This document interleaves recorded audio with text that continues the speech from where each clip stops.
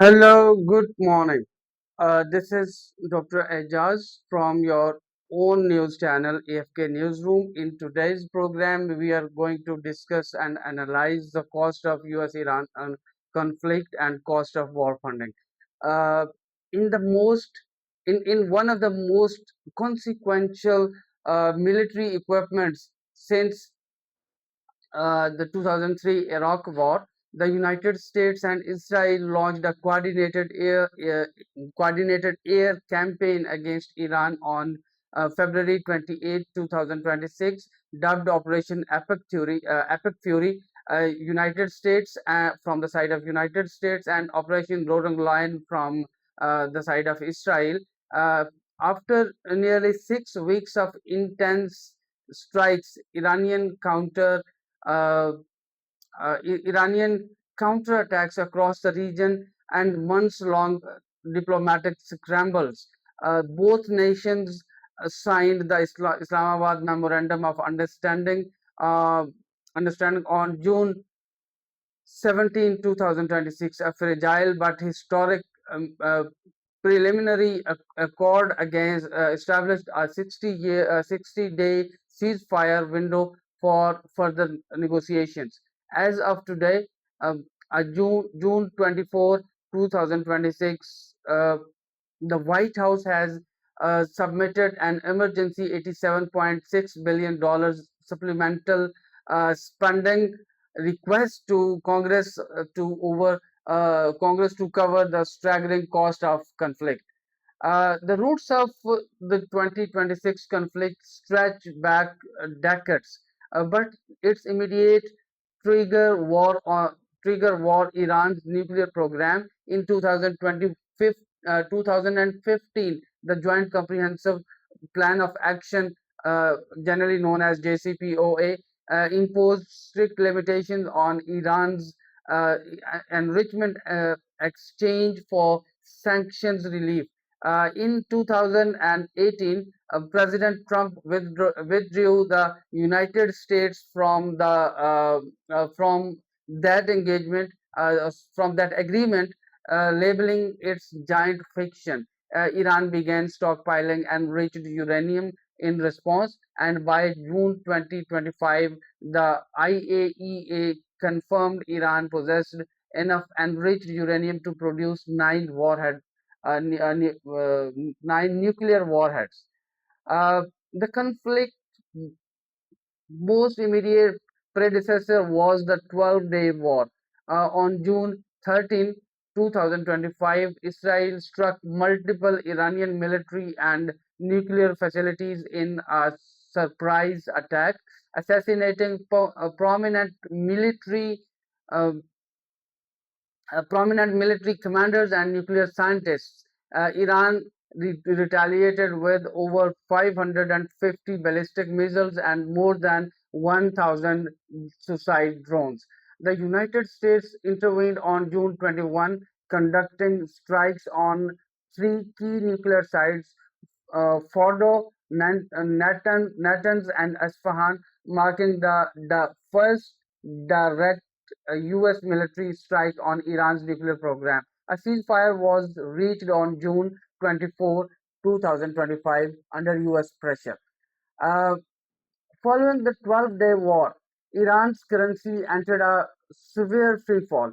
In September 2025, the United Nations reimposed snapback sanctions on Iran, freezing assets abroad and suspending arms transactions. Treasury Secretary Scott Bessent labeled the collapse of Iranian currency in December 2025 as a strategy's grand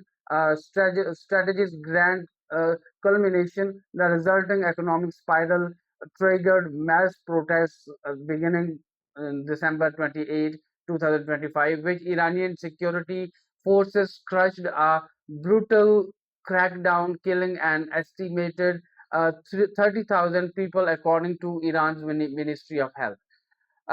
After a significant U.S. military buildup in the region, after significant U.S. military build-up in the region from late December 2025, and following the collapse of a final round of indirect nuclear talks in Geneva on February 20, 2026, a joint U.S.-Israeli strikes began on February 28, 2026. In the first 12 hours alone, nearly 900 strikes targeted Iranian air defense, missile infrastructure, military industrial facilities, command and control centers, and Iranian leadership. The strikes killed Iranian supreme leader and numerous senior officials. In response, Iran launched hundreds of drones and ballistic missiles targeting Israel, U.S. military bases across the region, and numerous Arab states, including Bahrain, Jordan, Kuwait, Qatar, and Saudi Arabia. Uh, Saudi Arabia, and most importantly, the UAE, the most affected state. Iran also closed the Strait of Hormuz, through which roughly 20% of the world's oil transits, triggering fuel shortages across Asia and severe shock waves through the global markets. Uh, the conflict rapidly metastasized across the Middle East, and Hezbollah-Israel conflict escalated into a Lebanon war.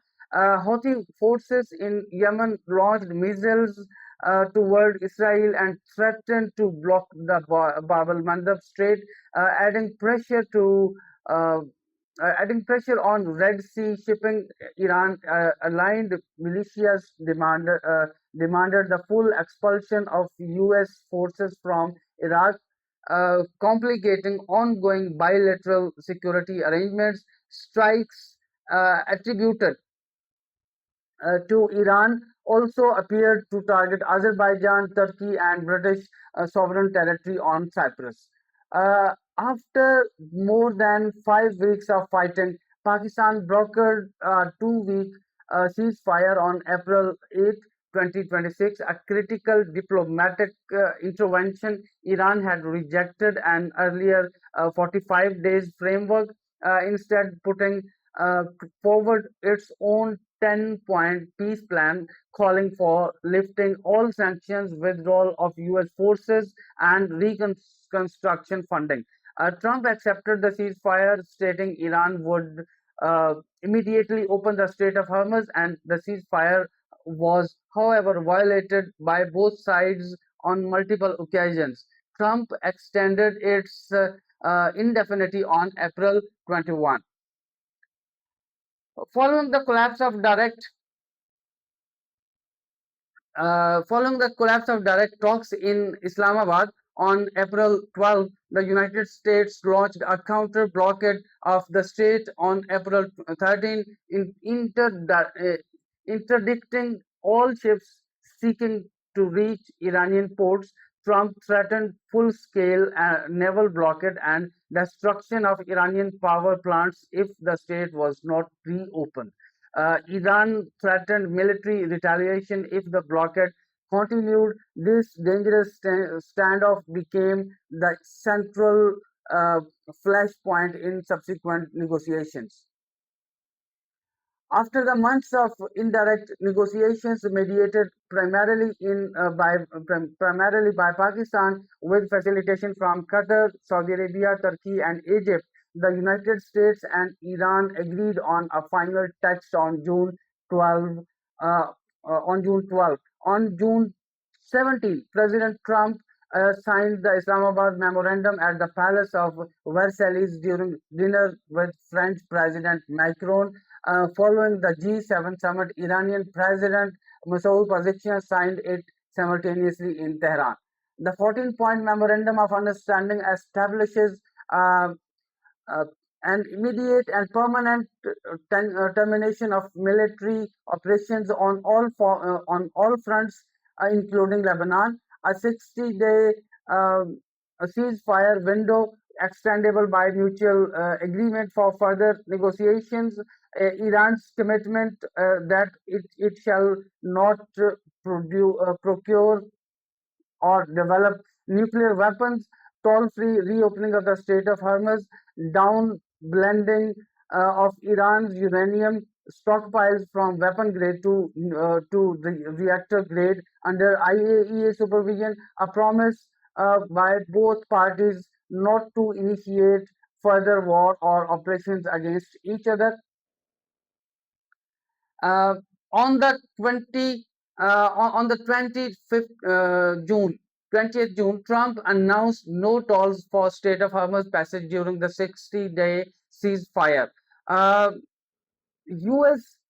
Central Command ended its naval blockade on June 17. However, Iran's state media reported ships must still request permission from a newly established Persian Gulf State Authority, raising fresh concerns about sovereignty over the waterway.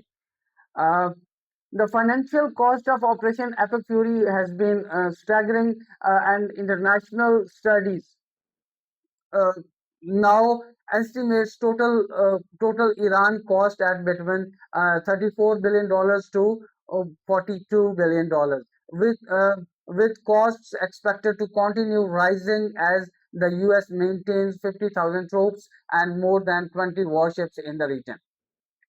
Uh, then, on June 24, 2026, today, the White House Office of Management and um, budget formally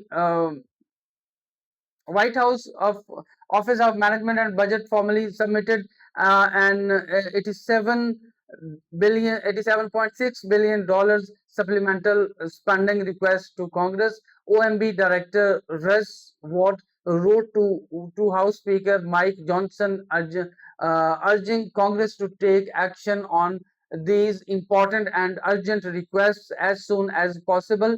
The request was packaged with politically targeted sweeteners, uh, including $1 billion for Penn Station renovation in New York, appealing to Democratic leaders Chuck Schumer and Hakeem Jeffries, 11.1 billion, I'm sorry, in farm aid and $1.4 billion in Ebola response in Central Africa.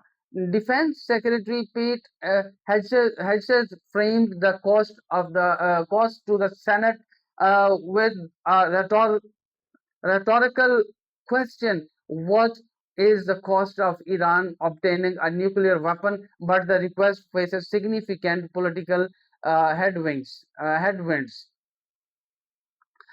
First one is Democrats have universally condemned the war as unauthorized. Sean Patty Murray stated Trump launched a reckless and costly war without authorization from Congress on or the support of the American people. Senate Democrats forced repeated votes on war power resolution by mid-June, and at least six Democrat-led resolutions to halt operations had been defeated in the Senate. Some Republicans are reluctant to vote on record for war spending ahead of 2026 midterm elections, with polling showing the wars is unpopular. Sen. Jack Reed insisted war funding uh, cannot be processed until Congress accounts for how existing appropriated dollars have already been spent. Republican support exists but is conditional. San Jim Banks, RIN, framed at it as an investment in our defense industrial base, while St. John Haven sought inclusion of disaster relief of broaden the bill's appeal. Then the conflict has reached The conflict has reshuffled alliance and strained relationship across the globe. Pakistan played a very important and dominating mediating role, led by Prime Minister Shehbaz Sharif and Field Marshal Asha Munir, brokering both the April ceasefire and Islamabad Memorandum.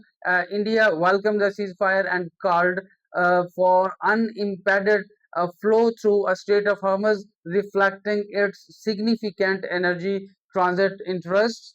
UK, France, and Germany condemned Iranian counter-strikes and backed the push for diplomacy, while calling for Iran to end its nuclear program and support for armored groups. Russia condemned US operations but welcomed the ceasefire, expressing hope the US would resume peace talks on Ukraine. Then the China, which had deepened ties with Iran as an oil buyer and drone supplier to Russia, also condemned U.S. operations. Gulf Arab states, Bahrain, Kuwait, Qatar, Saudi Arabia, and the UAE were targets of Iranian drones. And missile attacks. GCC members expressed frustration that the MOU failed to address Iran's short-range ballistic missiles, which Secretary of State Marco Rubio had cited as a stated objective of the war. The primary agreement agreements the primary agreements term have been passed with considerable skepticism. CSIS analysts note that the MOU is loop-sided. Iran gets most of what it wants and gets it up front before substantive negotiations on a final deal even begin. Iranian state media has framed the agreement as a victory for Iran and defeat for the US and Israel. Meanwhile, Iran's supreme leader Mujtaba Khamenei endorsed the MOU despite reservations, and Iranian President Pezeshkian publicly insisted Iran will never back down from the right to enrich uranium. Trump, for his part, has boosted of securing a much better deal than the JCPOA Joint Comprehensive Commission plan, but critics note that Iran's core commitment in the MOU not to develop nuclear weapons is the same promise it has made for years, including in 2015. The framework was negotiated um, bilaterally by Steve Witkoff and Jared Kushner, a property developer and the president's son-in-law, rather than by nuclear physicists and non-proliferation experts. One Iranian diplomat told NPR the American negotiators did not understand the subject. The Islamabad Memorandum buys time, but the hardest issue remain entirely unresolved. Over the next 60 days, extendable by the mutual agreement, negotiators must address Iran's nuclear enrichment program, what levels will be permitted, what happens to existing stockpiles of 60% plus enriched uranium, then Iran's ballistic missile program completely absent from the MOU despite being cited as a primary US war aim. Iran's network of non-state allies, Hezbollah, Houthis, Iraq-based militias, also unaddressed sanctions relief. Iran demands the release of frozen assets, estimated $24 billion held by the US, as a prerequisite of any deal. Then Iranian reparations claim. President Pezeshkian called reparations the only way to end the conflict. The U.S. has not responded. Strait of Hormuz uh, permanent agreements. Iran's new Persian Gulf State Authority claims permission rights rights which the US opposes. Congressional war funding, the $87.6 billion supplemental must navigate a sharply divided Congress with midterm approaching. The window is narrow, the stakes are enormous, and the warning signs are clear. Trump himself said of the MOU, "If I don't like it, if they don't behave, we will go right back to dropping bombs right smack in the middle of their head with the 60-day clock ticking. The world is watching." This was all about for today. Take care of yourself and take care of your channel AFK Newsroom. Stay with us for more updated war analytical reporting. Take care. Goodbye.